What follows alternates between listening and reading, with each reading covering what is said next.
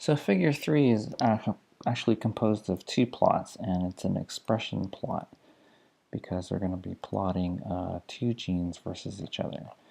So we need to choose an expression data set, and so we're going to be choosing TCGA breast RSM value. Okay, but we're also going to be layering on copy number data. So we want to choose the matching data set, TCGA breast. And we also have mutation data, so we also want TCGA breast for that. Okay, so the first gene we're plotting on the x-axis is estrogen receptor 1, and HER2, ERBB2 on the y-axis. But additionally, we're going to be plotting the copy number. So ERBB2C for copy number. And we need to set the threshold at which we want to call for amplifications that are going to be shown. So here, under expression plot, these are the parameters that you can choose. So we're going to make a cutoff of 1 for that. Okay, and then we're also going to be looking at ERBB2 mutations, if there are any, on this plot. And then in preparation for the next plot, actually, let's already choose our breast data set because it will have to load the metadata for the next plot.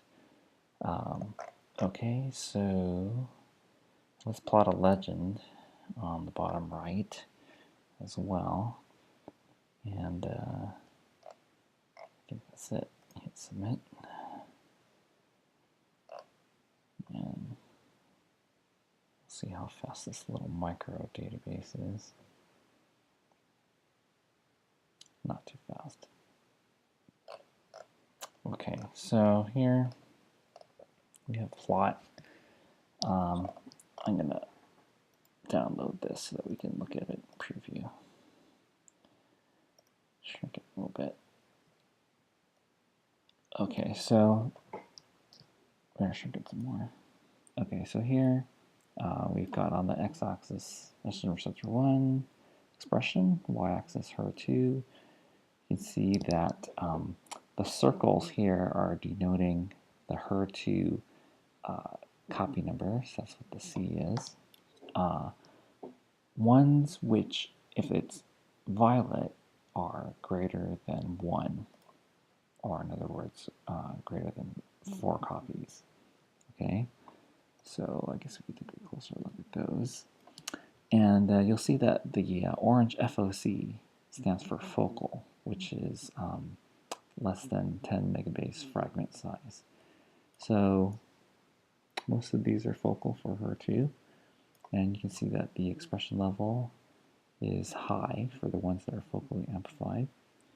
And then you can see there are some mutations here, but they all tend to be in the ER positive group here. So you're not getting HER2 mutations in the triple negative group here. Interesting. Okay, this just has some additional plots that are used for a different purpose, perhaps later. But this is how you basically get the expression plot with various layers of data on top of it. Okay, so now for part B of figure 3, we had the metadata. Okay, right, so that's this plot here. And in order to get this plot, let's get rid of these additional layers of data because it'll be too cluttered. And then now we get this new metadata field here because this is what we selected previously. And that metadata is, there's a ton of metadata here. Okay, I think it's the PAM50 RDC value. Okay, and then we want to color it the way that it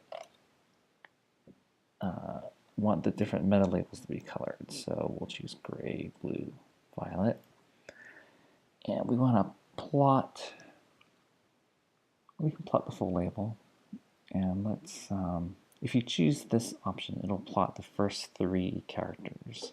And this is for cases where the label is like 50 characters long and then you can't see anything. But I think for this category, it's a short label. And then we want to color them because we want to see the different colors.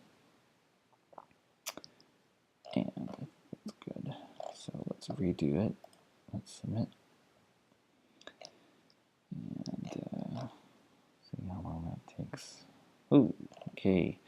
So here we have the basal subgroup colored gray, and these should be mostly triple negative. So low ER, low HER2. And we've got our luminal A, luminal B segment, ER positive, and then we've got our HER2 group up here. Okay. And you can download that, of course. And I think that's it.